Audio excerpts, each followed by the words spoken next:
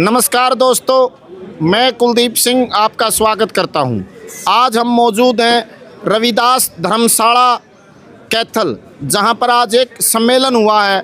उस सम्मेलन के अंदर मांग की गई है कि 35% का क्राइटेरिया आरक्षण विरोधी है, उसे वापस लिया जाए।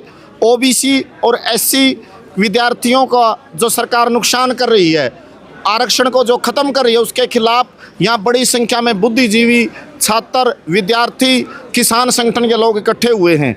और ये सरकार लगातार हरियाणा से बाहर के लोगों को नियुक्तियाँ दे रही है।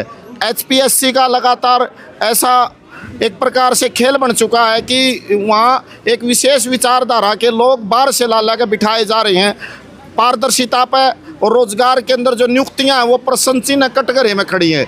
इस विषय पर बातचीत करने के लिए हमारे बीच मौजूद हैं SFI students federation of India के प्रदेशाध्यक्ष अक्षय महला जी।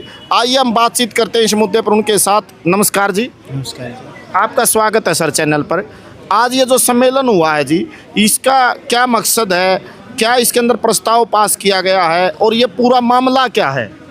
देखिए, ये जो मामला है 2024 के अंदर भर्ती निकाली थी एचपीएससी की असिस्टेंट प्रोफेसर भर्ती, और उसमें बहुत सारी विषयों के पर भर्तियां थी, इंग्लिश, हिंदी, साइकोलॉजी, तमाम तरीके के। लेकिन इसके अंदर दो पेपर रखे गए थे, प्री और मेंस। जो मेंस था वो रिटन सब्जेक्टिव एग्ज़ाम था। उसके अंदर ये रखा था अगर कोई 35% क्राइटेरिया पास करेगा तभी उसको मेरिट लिस्ट के अंदर लिया जाएगा।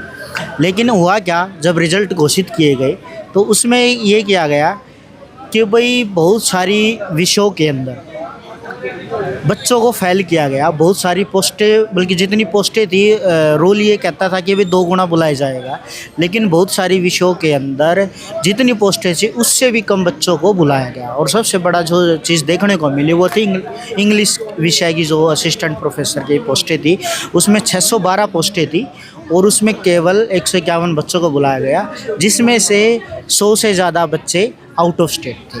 और रिजर्व कैटेगरी की तो पोस्टें खाली है।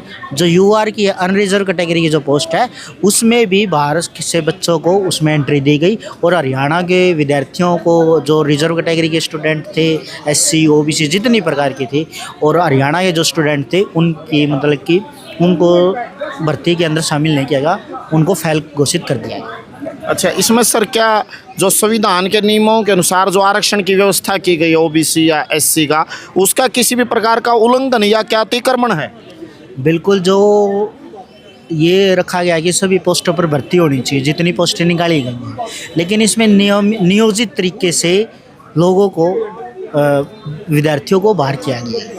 नियोजित तरीके से 35% का क्राइटेरिया लगाकर इसको भाई 35% आएंगे तो हम मेरिट लिस्ट में शामिल करेंगे, अन्यथा नहीं करेंगे। ये एक बड़ा नया था और ये किसी भी राज्य में अपनाया नहीं गया, केवल हरियाणा के अंदर ये अपनाया गया। तो आपके भविष्य की क्या योजनाएं हैं? देखिए, हमारी जो भविष्य की योजनाएं हैं, हम ये है कि ये जो मुद्दा है ये केवल एस्पिरेंट का मुद्दा नहीं है, ये सभी विद्यार्थियों का मुद्दा है। ये रोज़गार का भी मुद्दा है, ये शिक्षा का भी मुद्दा है। रोज़गार तो इससे साथ जुड़ा है, इससे शिक्षा भी प्रभावित होगा। हमारी डिमांड ये है कि सभी जो कॉलेज, यूनिवर्सिटी के अंदर पद खाली पड़े हैं उन सभी पदों को भराया जाए, किसी भी सेक्शन पोस्ट को खाली ना छोड़ा जाए, ताकि रोज़गार भी मिले विद्यार्थियों को और दूसरा जो पढ़ने वाले विद्यार्थी हैं उनको अध्यापक भी मिले। आपका बहुत बहुत धन्यवाद जी।